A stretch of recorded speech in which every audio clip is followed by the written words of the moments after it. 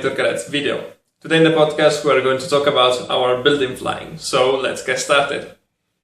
In order for you to get a commercial pilot license, you will have to log at least 100 flight hours as a piloting command and have completed a 300 nautical miles cross-country flight with at least 2 full stop landings in 2 airports which are different from the departure one. So in order for you to meet those requirements, our building flying was introduced as a part of flight training. Though that's not what our building flying is all about. It isn't just something that has to be done to fill in a gap or to meet certain requirements. It is much more than that, actually. In fact, you will learn a lot thanks to our building flying, provided that, let's say, you use well those flight hours. So with this video, I'd like to help you in using well those flight hours, and I'd like to just tell you my experiences with our building flying and give you some quick tips about that.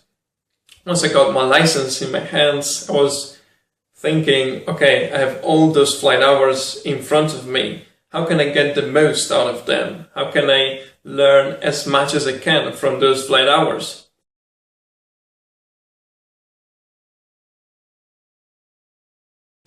I considered, and still I consider, cross-country flights as a very good way to do our building flying and to build up flying experience.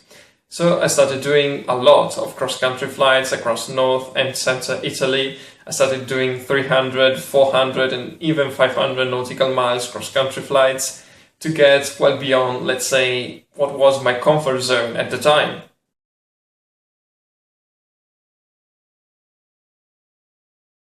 I've done most of those cross-country flights with a friend of mine who did the PPL course with me, so that we could kind of practice our CRM skills by flying together. In fact, even though we fly on single pilot aircraft only at the moment, we already try to get used to flying with another pilot who isn't an instructor, so that we can, let's say, kind of improve our CRM skills, as I said before, and also, let's say, improve our teamwork abilities so that we get used to cooperate in synergy with another crew member on board.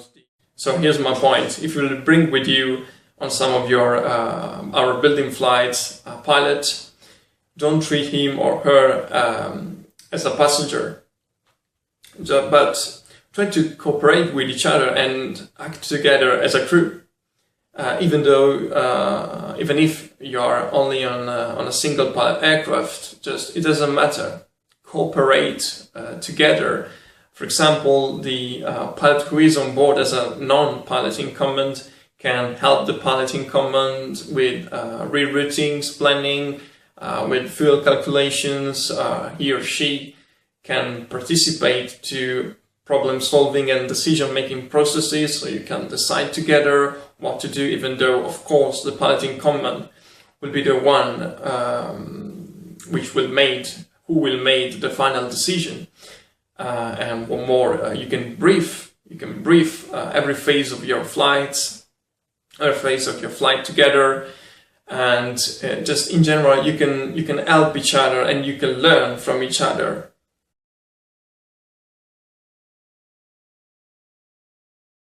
Okay, we have talked about cross-country flights so far, but cross-country flights are not the only type of flying you can do during our building flying.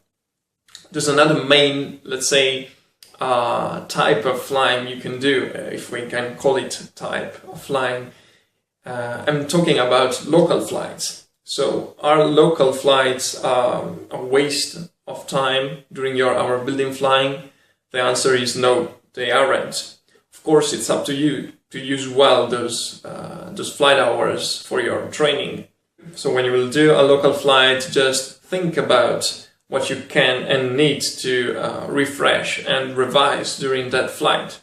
It could be basic PPL maneuvers or some emergency trainings, such as simulated forced landings, simulated precautionary patterns, or it could be also some maneuvers from your Instagram rating course, such as holdings, for instance.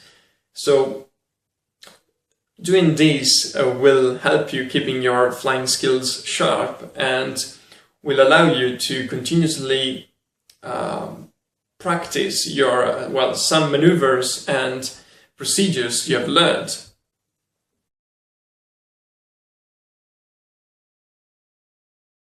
During our building flying, you can bring with you an action camera you can stick somewhere in the aircraft before you get ready for your flight.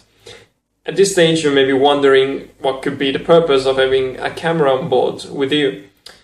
Well, the answer is that during our building flying, there isn't an instructor who can debrief you after the flight. Hence the importance of having a camera on board. In fact, thanks to the camera, you will be able to film yourself, to film your flight, and to analyze it at home and to kind of debrief yourself and see what you did good, what you did wrong, or what you need to improve for your next flight. You can kind of be an instructor of yourself. Though be sure that the camera doesn't interfere at all with the flight safety and of course with your training.